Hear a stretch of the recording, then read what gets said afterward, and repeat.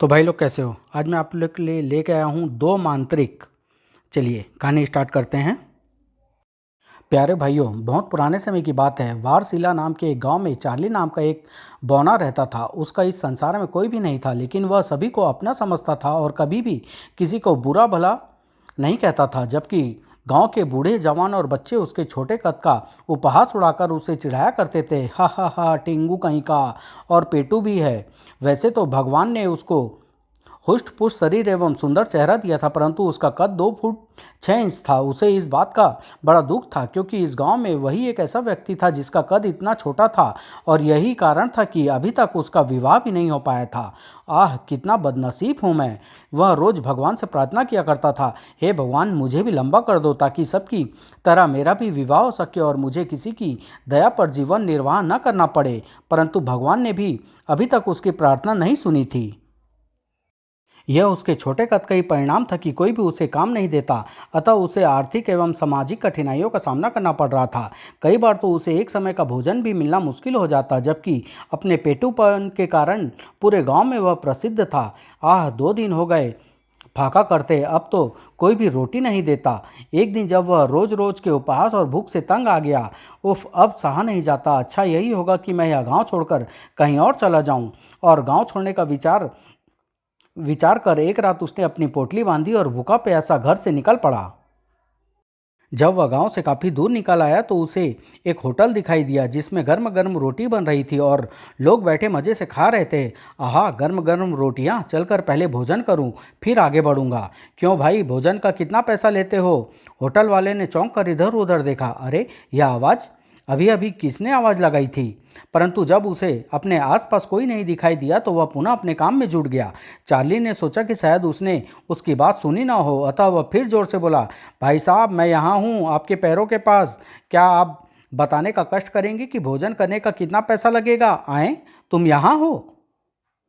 फिर होटल के मालिक ने उसे आश्चर्यचकित नेत्रों से देखते हुए कहा, भाई, 4 आने में हमारे यहाँ पेट भर भोजन मिलता है। वाह, बन गया काम। 4 आने तो है मेरी जेब में। पेट भर भोजन सुन चार्ली के मुंह में पानी आ गया और वह झट होटल के भीतर घुस गया। होटल वाला भी अपने इस छोटे से ग्राहक को देखकर खुश था। वाह, ऐसे ही ग्राहक रोज आए तो वारे न्यारे हो जाएं। पेट तो इसका एक रोटी में ही भर जाएगा, लेकिन मिलेंगे 4 आने। लेकिन वह उसके पेटूपन के बारे में नहीं जानता था। जानता होता तो हरगिज उसे भीतर घुसने नहीं देता। चार्ली एक अच्छी सी जगह देख बैठ गया। नौकर ने उसके सामने 2 रोटी और दाल सब्जी परोस दी और वह भोजन करने में व्यस्त हो गया। लेकिन कुछ ही देर बाद नौकर उसे रोटी और सब्जी देता देता थक गया। और लाओ, हे भगवान, यह 2.5 फुटा आदमी है या राक्षस? वहाँ बैठे अन्य व्यक्ति भी चार्ली को इतना अधिक भोजन करने पर आश्चर्यचकित थे। बाप रे, कितना भोजन करेगा यह? फिर शीघ्र ही सारी सब्जी और आटा खत्म हो गया। मालिक, सारा आटा और सब्जी खत्म हो गई, लेकिन उस 2.5 फुटे दानों का पेट अभी तक नहीं भरा और रोटी देने के लिए कह रहा है। सुनकर होटल का मालिक जैसे आसमान से गिरा। अबे, क्या बक रहा है? हमारे पास तो इतना आटा और सब्जी थी कि अगर 15-20 ग्राहक और भी आ जाते तो उन्हें भी भरपेट भोजन कराया जा सकता था। कहीं तेरा दिमाग तो खराब नहीं हो गया?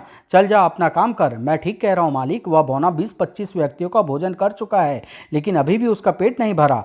मालिक क्रोध में आकर उसे अभी कुछ कहने ही जा रहा था कि तभी चार्ली की आवाज़ उसके कानों में पड़ी। अबे, कहाँ मर गया? रोटी क्यों नहीं लाता? आए।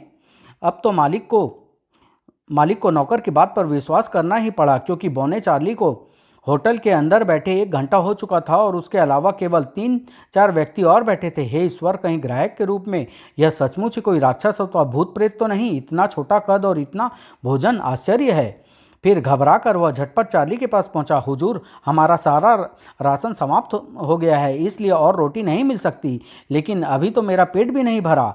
यह सोचकर कि कोई दुष्ट आत्मा उसको परेशान करने के लिए बौने का रूप धारण करके आ गई है, मालिक भयभीत हो गिड़गिड़ाता हुआ बोला, आप 4 आने भी ले जाइए साहब, लेकिन हमें और लज्जित मत करिए।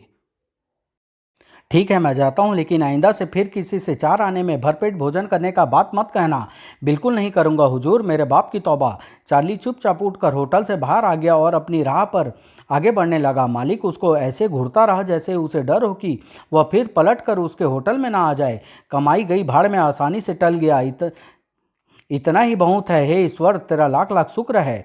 पूरी रात चलते रहने के पश्चात चार्ली सुबह होते ही एक घने जंगल में पहुंच गया।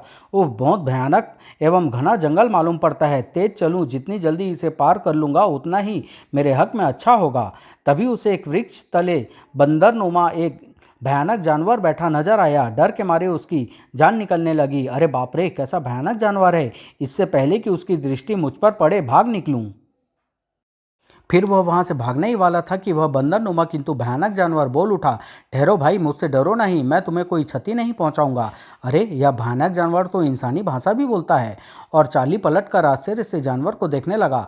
डरो नहीं भाई, आओ मेरे करीब आओ, मैं घायल हूँ, क्या तुम मेरी थोड़ी सी मदद कर सकते हो?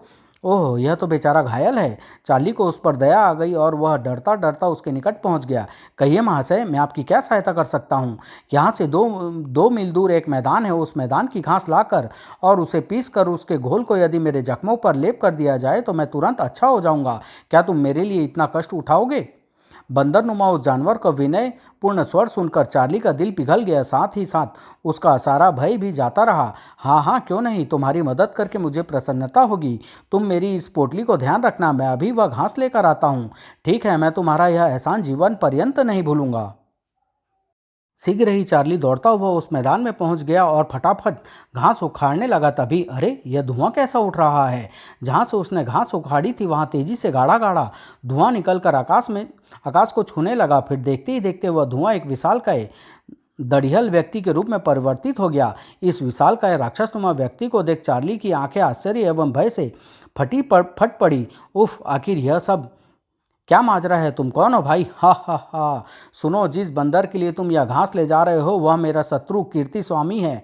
उसे मैंने ही घायल किया है, उसने ही मुझे घास में परिवर्तित किया हुआ था, परंतु तुमने मुझे मुक्ति दिलाई, इसलिए मैं तुम्हें घास ले जाने की आज्ञा दे रहा हूँ। परंतु कीर्ति स्वामी तक तुम मेरा यह संदेश अवश्य पहुँचा देना कि वह एक बार फिर शत्रु काल से मुकाबला करने के लिए तैयार हो जाए। जाओ, चले जाओ। हा हा हा। और वह विशाल का इंसान अट्टहास लगाता लगाता ही चार्ली की नज़रों से धुआं बनकर ओझल हो गया। ओह, जैसे आया था वैसे ही गायब हो गया। चलकर सारा किस्सा उस बंदर को बताऊं, पता नहीं यह सब क्या चक्कर है। सिर पर घास रखकर चार्ली दौड़ा और बंदरनुमा उस विचित्र जानवर के पास पहुंचकर उसने उसे सारी बात कह सुनाई। ओह, उसे मेरी जरा सी भूल के कारण मुक्ति मिल गई। खैर कोई बात नहीं, तुम जरा जल्दी से इस घास को पीसकर इसका लेप मेरे जख्मों पर कर दो, अभी लो। फिर शीघ्र ही चार्ली ने घास पीस उसके घोल लेप बंदर के जख्मों पर कर दिया। लेप के करते ही बंदर तुरंत स्वस्थ हो गया। तभी उसने अपने गले में पड़ा ताबीज उतार कर चार्ली को देते हुए कहा, तुमने मेरी सहायता की है, इसलिए यह ताबीज लो और अपने गले में पहन लो, यह तुम्हारी हर संकट पर सहायता करेगा। उस ताबीज को ले चार्ली आश्चर्य से उसे उलट पुलट कर देखने लगा, क्योंकि वह उसे साधारण ताबीज जैसा लग रहा था। लेकिन फिर जैसे ही उसने उस स्थान की ओर देखा जहां बंदरनुमा वह भयानक जानवर बैठा था, तो आश्चर्य से उछल पड़ा, क्योंकि अब वह वहां नहीं था। अरे, वह कहाँ चला गया? कहीं वह भी विचित्र बंदर के रूप में कोई मायावी ही तो नहीं था? जरूर ऐसा ही होगा। परंतु न जाने क्यों ताबीज के हाथ में आने के पश्चात उसे बिल्कुल भी डर नहीं लग रहा था। उसे ऐसा लग रहा था जैसे उसके अंदर असीम शक्ति एवं बुद्धि का संचार हो रहा है। कुछ सोचकर उसने ताबीज को अपने गले में डाला और आगे बढ़ चला। लगातार चलते रहने के पश्चात दूसरे दिन वह एक दूसरे देश में पहुंच गया। दूसरे देश में पहुंच तो गया, लेकिन यहाँ गुजर बसर कैसे करूँगा? खाने पीने के लिए कुछ काम तो करना ही पड़ेगा, लेकिन मुझ बौने को कौन काम देगा? चिंतित और परेशान सा चार्ली जब आगे बढ़ा जा रहा था तो एक मार्ग पर उसे कई ज्योतिषी बैठे दिखाई दिए। वे लोगों को उनके भूत, भविष्य और वर्तमान के बारे में बता रहे थे और लोग प्रसन्न हो मुंह मांगी रकम दे रहे थे। चार्ली को यह धंधा बहुत पसंद आया। वाह, क्या बात है! न तो इस धंधे में मेहनत ही करनी पड़ती है और न ही इसमें कोई पूंजी लगानी पड़ती है। कद और उम्र का भी कोई झंझट नहीं, यानी हल्दी लगे ना फिटकरी, रंग चोखा चोखा। क्यों ना मैं भी यह धंधा कर लूँ। और फिर एक उचित स्थान तलाश कर वह वहाँ ज्योतिषी का भेष धारण कर बैठ गया। उस स्थान के सामने एक स्नानागार था जहाँ राजकीय स्त्रियाँ स्नान करने आया करती थी। स्थान तो उचित तलाश किया है, लेकिन कोई मुर्गा फंसे तब ना। वह सारा दिन वहाँ पर बैठा रहा, लेकिन सांझ ढलने के बाद भी कोई उससे अपना भूत अथवा भविष्य का हाल पूछने नहीं आया। शहर वहाँ से दूर था, अतः उसे भूख भूखे पेट ही वहाँ सोना पड़ा, लेकिन जब गहरी निद्रा में सोया हुआ था तो उसे सपने में जैसे किसी अदृश्य शक्ति ने संबोधित कर रहा था, सुनो चार्ली, यहाँ के महाराज बहुत दुखी है। उनके दुख का कारण उनकी एकमात्र पुत्री है जो 18 वर्ष होने के बावजूद भी 2 फुट से ज़्यादा लंबी नहीं हुई, और यह राजा रानी और उनके कुछ वफादार लोगों के अलावा और कोई नहीं जानता। प्रजा एवं साधारण राज कर्मचारियों को भी इस भेद का पता नहीं है, क्योंकि राजकुमारी का पालन पोषण छोटी उम्र से ही एक गुप्त महल में किया जा रहा है। सब यही जानते हैं कि महाराज के एकमात्र कन्या ही हैं और वह अब तक 18 वर्ष की हो चुकी है। अतः सुबह जब महारानी स्नान करने के लिए आए तब तुम इस भेद से लाभ उठाना। और अगले दिन भोर होते ही जब चार्ली की आंख खुली तो वह सपने का ध्यान कर तुरंत राजकीय स्नानागार के सामने जाकर बैठ गया। बड़ा विचित्र सपना था। यदि सच्चा हुआ तो मालामाल हो जाऊंगा, वरना जान से जाऊंगा। खैर, अब जोखिम उठानी तो पड़ेगी ही। थोड़ी ही देर बाद उसे दूर से महारानी अपने सुंदर रथ पर सवार होकर स्नानागार की ओर आती हुई दिखाई दी। उसके साथ स्त्री सैनिक भी थे। महारानी आ रही है, हे ईश्वर, सपने का सच ही करना, वरना मैं बेमौत मारा जाऊंगा। शीघ्र ही जब महारानी का रथ वहां आकर रुका, तुम यहाँ स्त्री स्नानागार के सामने क्यों बैठे हो? क्या जानते नहीं यह स्थान पुरुषों के प्रवेश के लिए वर्जित है और आज्ञा न मानने वालों के लिए का सर तुरंत काट दिए जाते हैं? जानता हूँ महारानी, और इस गुस्ताखी के लिए क्षमा भी चाहता हूँ, लेकिन बुरा न माने, मैं दरअसल आपके भूत भविष्य का हाल बताने के लिए ही यहाँ आपका इंतजार कर रहा था। हम साधुओं और ज्योतिषी में कोई विश्वास नहीं रखते, मूर्ख वामन, क्योंकि आज तक जो कुछ साधुओं और ज्योतिषी ने हमें बताया वह सच साबित नहीं हुआ। मुझे तुम्हारे बौने पर तरस आता है। जाओ, यदि अपनी खैर चाहते हो तो तुरंत मेरी नज़रों के साथ साथ इस वर्जित स्थान से भी दूर हो जाओ। जरूर चला जाऊंगा महारानी, लेकिन अपनी ज्योतिष विद्या का आपको विश्वास दिलाने के बाद ही।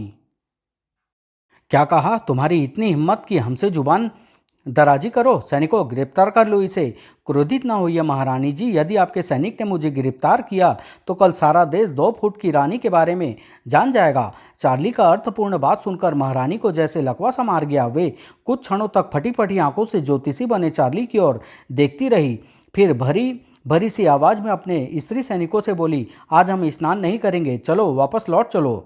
और फिर महारानी बिना स्नानागार में जाए जैसे आई थी वो वैसे ही वापस लौट गई, खामोशी से वापस लौट गई। इसका मतलब यह हुआ कि मेरा सपना सच था। वो मारा चार्ली, अब जल्द ही तेरी पौभारा होगी। जरूर राजा के सैनिक तुझे पकड़ने यहाँ आते ही होंगे। फिर चार्ली शाही स्नानागार के सामने खड़े उसी वृक्ष के नीचे जाकर बैठ गया जहाँ वह कल सुबह से बैठा और सोया था। उधर महारानी ने राजमहल पहुंचकर राजा को सारा किस्सा कह सुनाया तो राजा ने व्याकुल हो तुरंत सेनापति को बुलवा भेजा। सेनापति जी, जाइए और तुरंत उस दुष्ट ज्योतिषी को पकड़कर हमारे सामने पेश कीजिए जो जनाने शाही स्नानागार के सामने बैठा उलूल जुलूल भविष्यवाणियां कर रहा है। कुछ देर बाद ही शाही स्नानागार के सामने, सैनिकों, पकड़ लो इस दुष्ट ज्योतिषी को। पकड़ने की कोई ज़रूरत नहीं सेनापति जी, हम स्वेच्छा से आपके साथ राजा के पास चलने के लिए तैयार हैं। फिर हम तो स्वयं आपके यहाँ आने का बेताबी से इंतजार कर रहे थे। फिर वे चार्ली को अपने साथ ले राजमहल की ओर चल पड़े। जब चार्ली को राजा के सामने पेश किया गया तब राजा पहले तो उसके बौने कद को देखकर आश्चर्य में पड़ गए, फिर रानी को छोड़ अन्य सभी को बाहर भेज उससे बोले, तुमने जो बात महारानी को कही वह तुम्हें किसने बताई थी? किसी ने नहीं महाराज, मैं एक ज्योतिषी हूँ और अपनी ज्योतिषी विद्या से ही मैंने यह पता लगाया था। चार्ली की बात सुनकर राजा किसी सोच में पड़ गए, फिर कुछ देर सोचने विचार करने के पश्चात बोले, सुनो, हम तुम्हें अपना राज ज्योतिषी बना सकते हैं यदि तुम यह वादा करो कि हमारा राज किसी को नहीं बताओगे। मैं वादा करता हूँ महाराज, मरते दम तक यह राज मेरे द्वारा किसी दूसरे पर प्रकट नहीं होगा। शाबाश, तो आज से तुम हमारे राज ज्योतिषी हुए। और चार्ली उस दिन से राज ज्योतिषी बन गया। अब उसे खाने पीने और किसी बात की तंगी नहीं रही थी। वह खूब आराम से रहने लगा। वाह, अब आएगा जिंदगी का पूरा मजा। लेकिन राजा के पुराने राज ज्योतिषी दंडी स्वामी को चार्ली कतई पसंद नहीं था। वह इसी ताक में रहता था कि कैसे उसको अपमानित कर राजमहल से भगाया जाए। वह अपने किस्म का एक ही लालची और कुटिल व्यक्ति था। एक बार राजा के खजाने में चोरी हो गई और दंडी स्वामी को उसे अपमानित करने का मौका मिल गया। महाराज, यदि आप चोरों का पता लगाने का कार्य चार्ली को सौंप दे तो कैसा रहे? यदि वह वास्तव में कोई पहुंचा हुआ ज्योतिषी है तो जल्द ही चोरों का पता लग जाएगा, और यदि वह पाखंडी है तो इसका भी भेद खुल जाएगा। खूब सुझाया आपने राज ज्योतिषी जी, मैं अभी उसे बुलाकर यह कार्य सौंपता हूँ। राजा ने तुरंत चार्ली को बुलवा भेजा। सुनिए ज्योतिषी चार्ली जी, हमारे खजाने में चोरी हुई है। आप कल तक हमें अपनी ज्योतिषी विद्या से यह पता लगाकर बताएं कि चोर कौन है। यदि आप चोरी का पता नहीं लगा सके तो अपनी मौत निश्चित समझिए। जो आज्ञा महाराज, अब पता चलेगा बच्चों को। कहने को तो चार्ली ने कह दिया था, लेकिन राज दरबार से बाहर निकलते ही वह परेशान हो गया। अब क्या होगा, कैसा पता लगाऊंगा। चोर का पहली बार भाग्य ने साथ दिया था। जो सपने में मुझे राजकुमारी के बारे में पता चल गया था, लेकिन हर बार सपने सच्चे थोड़ी ही होते हैं। बेटे चार्ली, इस बार तो सचमुच तू मारा जाएगा। लगता है तेरे अच्छे दिन खत्म हो गए और बुरे दिन आ गए। परंतु उसी रात जब वह सोया तो उसे फिर स्वप्न में किसी अदृश्य शक्ति ने संबोधित कर कहा, तुम्हें परेशान होने की जरूरत नहीं है चार्ली, मेरी बात ध्यान से सुनो। शाही खजाने में चोरी राज्य के दक्षिणी अंचल में बसे एक दस्यु दल ने खंजाची की सहायता से की है। खंजाची को पकड़वा कर तुम राजा के विश्वास पात्र बन सकते हो। दूसरे दिन चार्ली उठा और सपने का स्मरण कर प्रसन्नता से राजा के पास चल दिया। हे प्रभु, मेरे इस सपने को भी सच करना, वरना झूठ साबित होने पर राजा मुझे मौत के घाट उतार देगा। जब वह राज दरबार में पहुंचा तो राजा उसे देखते ही बोल उठा, क्यों ज्योतिषी जी, अपनी ज्योतिषी विद्या से पता चलाए शाही खजाने की चोरी का? हाँ महाराज, मेरी ज्योतिषी विद्या कहती है कि खजाने के चोर राज्य के दक्षिणी अंचल में बसे दस्यु लोग हैं और उन्होंने यह चोरी खंजाची की सहायता से की है। ठीक है, झूठ और सच का अभी फैसला हो जाएगा। मैं अभी सैनिकों को उन्हें पकड़ने के लिए भेजता हूँ। यदि तुम्हारी बात गलत निकली तो जिंदगी भर के लिए जेल में ठूंस दिया जाओगे। मुझे स्वीकार है महाराज। फिर राजा ने सेनापति को बुलाकर आदेश दिया, सेनापति जी, आप तुरंत खंजाची को गिरफ्तार कर लीजिए और सैनिकों को साथ ले जाकर दक्षिणी अंचल में छिपे दस्यु को पकड़िए। हमारे ज्योतिषी के अनुसार खजाने में चोरी उसी दस्यु दल ने की है। जो आज्ञा महाराज। सर्वप्रथम सेनापति खंजाची को गिरफ्तार करने पहुंचा। खंजाची सब कुछ मालूम हो जाने पर भागने की तैयारी कर रहा था। अरे बाप रे, सैनिकों गिरफ्तार कर लो इस नमक हराम को। उसके बाद सेनापति ने सैनिकों के साथ दक्षिणी अंचल में जाकर पहाड़ों में छिपे डाकुओं पर आक्रमण किया। हाय मरा। डाकुओं और सैनिकों में भयानक युद्ध छिड़ गया। देखते ही देखते कई डाकू मौत के घाट उतर गए। शीघ्र ही बचे कुछ डाकुओं ने आत्मसमर्पण कर दिया और सैनिकों ने उन्हें गिरफ्तार कर लिया। बताओ, शाही खजाने से चोरी किया धन कहाँ है? उस पहाड़ी गुफा में। डाकुओं के सरदार द्वारा बताई गई गुफा में शाही खजाने से चुराया गया और लूटा हुआ बहुत सारा माल सेनापति के हाथ लगा। वाह सैनिकों, ले चलो इन सबको। महाराज ही इन्हें सबके इनके किए की सजा देंगे। सारा समाचार जान राजा बहुत प्रसन्न हुआ। डाकुओं और खंजाची को कड़ी सजा सुनाने के पश्चात उन्होंने चार्ली को बहुत सा धन इनाम में दिया। इससे पूरे दरबार में चार्ली का सम्मान और भी बढ़ गया। जबकि दंडी स्वामी चार्ली को मिले इस मान सम्मान से बुरी तरह जल भुन गया। इस बार मैं कोई ऐसा उपाय करूंगा कि राजा तो क्या, पूरा देश ही इससे नफरत करने लगेगा। दंडी स्वामी ने के मन की जलन चार्ली से भी छुपी नहीं रह गई। यही कारण था कि वह महल के जीवन से उगता मन ही मन वहीं से भागने की योजना बना रहा था। किसी न किसी दिन यह दंडी स्वामी मुझे किसी चक्कर में फंसा कर ही छोड़ेगा। अतः किसी तरह यहाँ से जल्द भाग निकलने में ही भलाई है। यदि पागल हो जाने का ढोंग करूँ तो आसानी से इस मुसीबत से छुटकारा मिल जाएगा। बस बेटे चार्ली, जान बचानी है तो इसी उपाय को अमल कर। और एक दिन जब महाराज भोजन की मेज पर बैठे थे तो चार्ली अपनी योजना पर अमल करता पागलों की तरह दौड़ता दौड़ता वहां आया और मेज पर सजे भोजन की सभी थालियों को जमीन पर गिरा दिया। यह क्या बदतमीजी है, ही। राजा की आंखें क्रोध से लाल हो उठी, लेकिन इससे पहले कि राजा सैनिकों को बुलाकर चार्ली को गिरफ्तार करने का आदेश देता, एक आश्चर्यजनक घटना घटी। न जाने कहां से एक बिल्ली वहां पर आई और गिरा हुआ भोजन खाने लगी और भोजन खाते ही वह मर गई। यह दृश्य देख जहां राजा का सारा क्रोध काफूर हो गया, वहीं कुशाग्र बुद्धि का चार्ली पलक झपकते ही सारा माजरा समझ मन ही मन प्रसन्न हो उठा। उफ, यह क्या, बिल्ली खाना खाते ही मर गई, यानी इस भोजन में जहर था। हाँ महाराज, लेकिन अपनी ज्योतिषी विद्या के कारण मुझे इसका पहले से ही पता चल गया था, इसलिए मैंने सारा भोजन जमीन पर गिरा दिया था। शाबाश, हम तुमसे बहुत प्रसन्न हुए। तुम वास्तव में सच्चे ज्योतिषी हो। तुमने उचित समय पर आकर हमारी जान बचाई। अतः आज से हम तुम्हें दंडी स्वामी का पद देते हैं। यही नहीं, दंडी स्वामी के साथ साथ अन्य सभी राज्य ज्योतिषी भी तुम्हारे नीचे काम करेंगे और तुम्हारे आदेश का पालन करेंगे। चार्ली मन ही मन हर्ष से उछल पड़ा। कहाँ तो पागलपन का ढोंग रचाकर वह वहाँ से भाग निकलने का सोच रहा था और कहाँ भाग्य ने उसे और अधिक बड़ा आदमी बना दिया था। परंतु दंडी स्वामी को चार्ली से यह एक और बड़ा आघात लगा। वह इस अपमान को बर्दाश्त न कर सका और उसके हृदय में प्रतिशोध की भावना भड़क उठी। उसने प्रतिज्ञा की, मैं अपने अपमान का बदला अवश्य लूंगा। चार्ली के साथ साथ राजा और उसके वंश को भी खाक में मिला कर ही चैन की सांस लूंगा, चाहे इस कार्य के लिए मुझे अपने भाई शत्रुकाल की ही शरण में क्यों न जाना पड़े। और जब काफी समय तक दंडी स्वामी का चार्ली पर कोई वश नहीं चला तो वह सचमुच अपने भाई शत्रुकाल से मिलने चल पड़ा। अब तो भाई शत्रुकाल ही इस मामले में मेरी मदद कर सकता है, क्योंकि वह जादुई शक्ति का मालिक है। उस समय शत्रुकाल आराम करने जा रहा था जब उसका भाई दंडी स्वामी उसके पास पहुंचा। अपने भाई को देखते ही उसके मन का सारा हाल जान गया और गरजता हुआ बोला, कौन है वह कमीना जिसने मेरे भाई को सताने की हिम्मत की है? बोलो दंडी, कौन है वह जिसकी मौत मेरे हाथों लिखी है? दंडी स्वामी एकदम अपने भाई के चरणों पर जा गिरा और रोता हुआ बोला, भैया मेरे हृदय में प्रतिशोध की आंख जल रही है। उस दुष्ट बौने ज्योतिषी चार्ली ने मेरा घोर अपमान किया है। राजा को अपने वश में कर उसने मुझसे मेरा पद छीन लिया है और अभी भी वह न जाने कितना मुझे और नीचा दिखाने की तैयारी कर रहा है। ठहरो दंडी, जरा मुझे उस ज्योतिषी के बारे में जानने दो। कहकर शत्रुकाल ने अपना हाथ सामने दीवार पर लगे गोल शीशे की ओर करके झटका। तुरंत शीशे पर चार्ली दिखाई देने लगा। वह इस समय भोजन करने में व्यस्त था। शत्रुकाल उसे देख भयानक अट्टहास कर उठा। हा हा हा, यह भोजन तुम्हारे जीवन का अंतिम भोजन है। मेरे भाई के स्थान पर कोई नहीं बैठ सकता। और शत्रुकाल अपने हाथ में थमी छड़ी को शीशे की ओर घुमाने लगा। जाओ उस बौने को समाप्त कर दो। उधर चार्ली खाने में व्यस्त था कि उसी समय एक भयानक अजगर कमरे में न जाने कहां से प्रकट हुआ और फुंफकार भरता हुआ चार्ली को अपनी लपेट में लेने के लिए आगे बढ़ा। लेकिन घोर आश्चर्य, जैसे ही अजगर ने चार्ली को निगलने के लिए अपना विकराल मुख खोला, चार्ली के गले में पड़े ताबीज से चकाचौंध करने वाली किरणें निकली और अजगर के मुंह में जा समाई। हे ईश्वर, मेरी रक्षा कर। दूसरे ही क्षण अजगर अपने स्थान से गायब हो गया। ओह, यह सब क्या हो रहा है? वह भयानक अजगर कहाँ चला गया? इधर शीशे में वह सब देख रहे शत्रुकाल और दंडी स्वामी चौंक उठे। ओह, तो यह बात है। दंडी स्वामी, तुम इस बौने ज्योतिषी के गले में जो ताबीज देख रहे हो वह मेरे शत्रु कीर्ति स्वामी की सबसे बड़ी शक्ति है। जब तक यह ताबीज उसके गले में है मैं उसका कुछ नहीं बिगाड़ सकता। ओह, लेकिन तुम चिंता मत करो भैया, मैं चुपके से उसके गले से यह ताबीज निकाल लूंगा। खबरदार, ऐसा करने की मूर्खता कभी मत करना। जो कोई भी उस ताबीज को छुएगा वह वहीं पर भस्म हो जाएगा।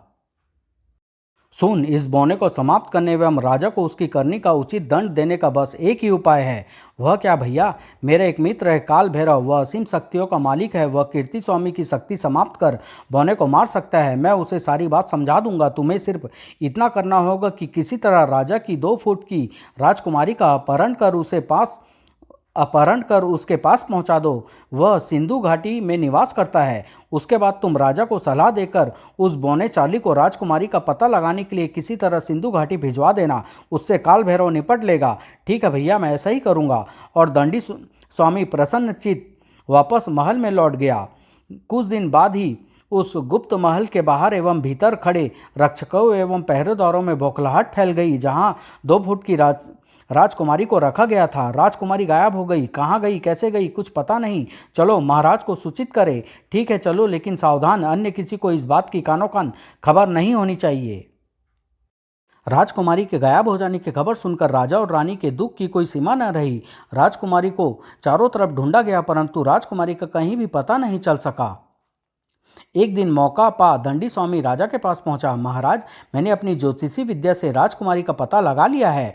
ओह, तो जल्दी बताइए ना ज्योतिषी जी, कहाँ है इस समय मेरी बेटी?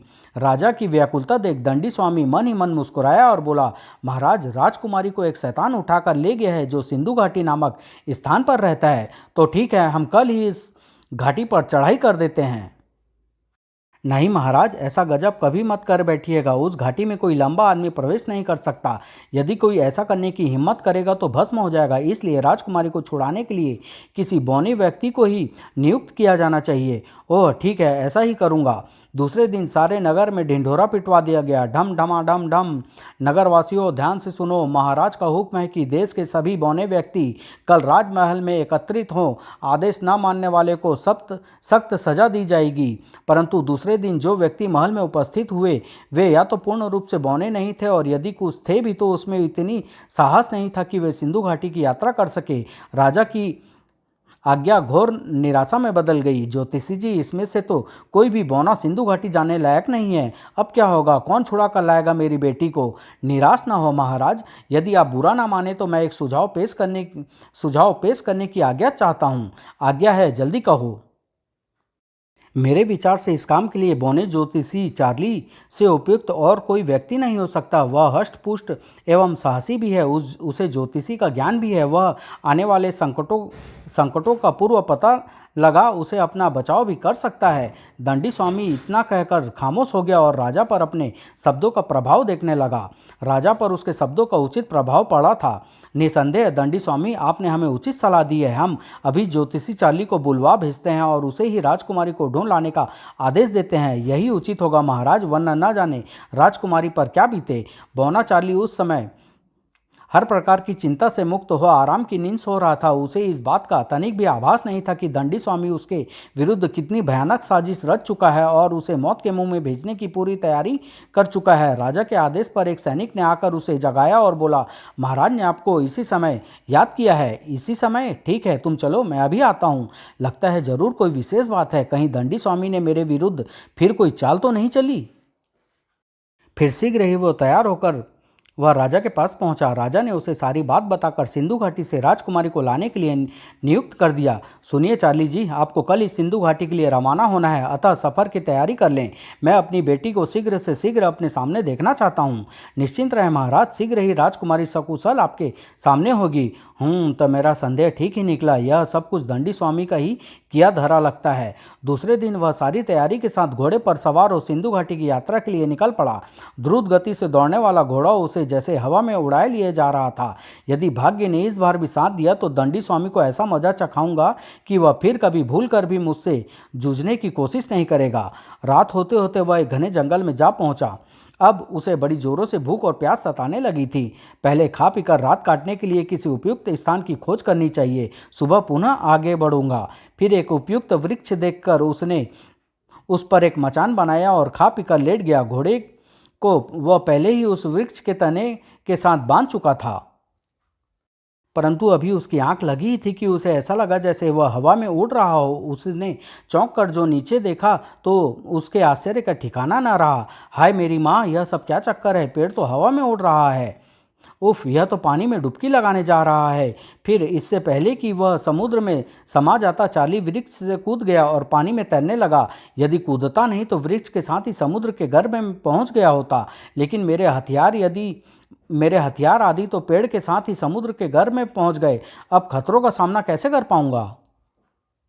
तभी 10-12 विशालकाय मगरमच्छों को अपना भयंकर जबड़ा खोले अपनी ओर बढ़ते देख चार्ली बुरी तरह घबरा उठा। हे ईश्वर, अब क्या करूं? ये तो मेरी बोटी बोटी चबा जाएंगे।